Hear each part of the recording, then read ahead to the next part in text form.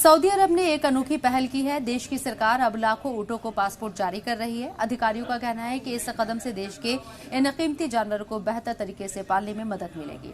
Saudi अधिकारियों के मुताबिक इस कदम से ऊंटों की बेहतर देखभाल होगी और उनके मालिकों की पहचान से जुड़ा एक भरोसेमंद डेटाबेस तैयार किया जा सकेगा। पर्यावरण, जल और कृषि मंत्रालय ने सोशल मीडिया पर जानकारी दी है। एक वीडियो में केस से जुड़े दस्तावेज भी उन्होंने दिखाए हैं। वीडियो में हरा पासपोर्ट नजर आता है जिस पर सऊदी अरब का राज चिन्ह और ऊंट की सुनहरी मोहर लगी हुई है। सरकारी अनुमान के मुताबिक साल 2024 में सऊदी अरब में करीब 22 लाख ऊंट थे।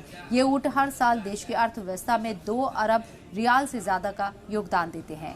अरब न्यूज के मुताबिक दुनिया में लगभग 3.5 करोड़ ऊंट हैं, जिनमें से 1 करोड़ 70 लाख अरब देशों में पाए जाते हैं। इस मामले में सोमालिया सबसे आगे है और उसके बाद सूडान, मॉरिटानिया, सऊदी अरब और यमन का स्थान आता है। ऊंट सऊदी अरब के राष्ट्रीय प्रतीकों में शामिल है।